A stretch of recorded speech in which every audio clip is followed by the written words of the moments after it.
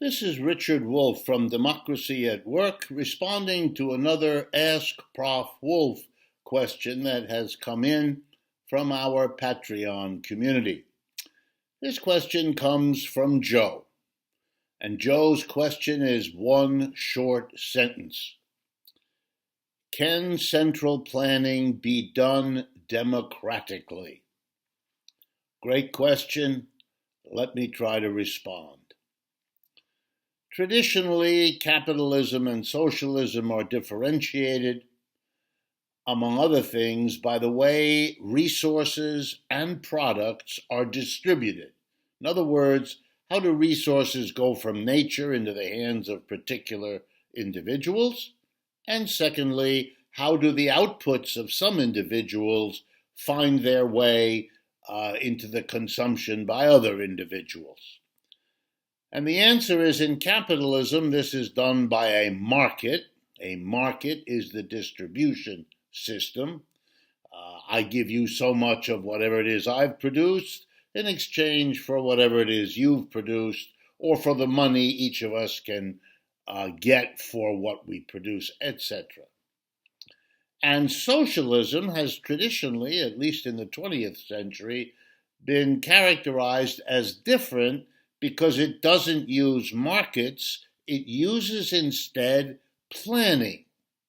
So the resources are planned in terms of who they go to, and the products that come out of our factories, offices, and stores are likewise distributed by a plan. And again, using mostly the model that dominated the 20th century, that of the Soviet Union, the planning is done centrally. Literally, an agency in Moscow called Gosplan, G-O-S-P-L-A-N, was an overall national, economy-wide plan for what was going to be done. I don't want to take time today to show you that within the plan there was lots of room for markets. The Soviet Union always had markets. Only in the fantasies of the Cold War did you get an economy with no markets, supposedly the Soviet Union, and an economy in the United States with only markets. Neither of these things was true. The systems were much more diverse and mixed than these Cold War crazinesses made out. But that's another conversation. I want to answer Joe's question. Can the central planning be democratic? Well, let's see. For it to be democratic, then the people themselves would have to have a major control over and a major participation in making the plans. If for any reason the mass of people were excluded from such control and participation, then the central planning would not be democratic.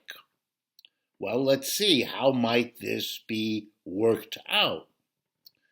Well, suppose you have the Soviet model, in which the Central Planning Agency made a preliminary plan, sent it down through the economy to the different industries, and within the industries to the different enterprises, and asked for responses. What did the local enterprise think about the plan? And the idea was it would go back up the ladder with everybody's comments taken into account to get a plan that somehow reflected everybody's input. That was the idea. But now let's look a little more closely. Who was in charge of Soviet enterprises? In the main, certainly for most of industry, it was government officials. Yes, private capitalism was gone. It wasn't a private board of directors with individuals selected by the major shareholders. They got rid of that. Instead, the government put government officials in the position of boards of directors. So groups of government officials ran the enterprise. They hired workers. That's right, they paid them wages, just like in the West. They bought the labor power those workers sold to the employer. The employer just happened to be a state official or group of them rather than a private person or group of them. All right. Then the plan that came down was commented on above all and chiefly by the state capitalists, that is, the state employers, those state officials whose job it was to run each enterprise. They commented on the plans coming down. Some of them, no doubt, consulted with their workers. Others didn't. Whether or not they did was their discretion. And even when it wasn't, when there was some mandate, the dominance of these employers relative to the mass of workers assured that the central planning had more to do with the apparatus, the dominant employer groups, those state officials, than with average people. So I think it's fair to say that central planning wasn't particularly democratic. It had some democratic moments, but in the whole, in the big picture, no, it wasn't. But now Joe's question is, could it be? And how would you do that? I think the answer is clear and straightforward. You'd have to change the organization of Soviet enterprises. That's what would have had to happen in the Soviet Union. And what do I mean? You would have had to convert these state enterprises, with the state officials being the board of directors, hiring the mass of workers, deciding what the enterprise is going to be producing and the technology and when it's done and what to do with the output after you pay the wages and so on. The state capitalists, because they were employers, had the kind of predominant say. And if you don't want that, if you want it truly to be democratic, you'd have to run the enterprise as a worker co-op.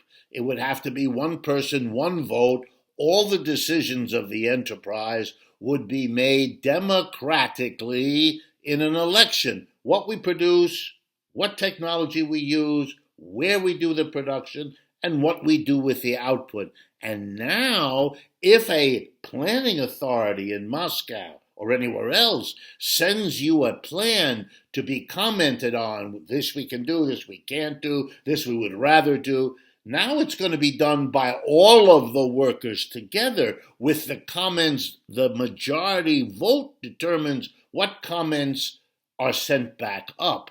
That would be an enormous step forward in making the planning process more democratic.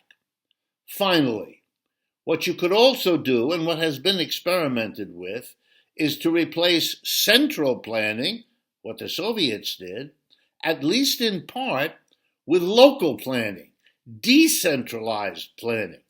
Lots of planning can be done at the local level of an industry or a region.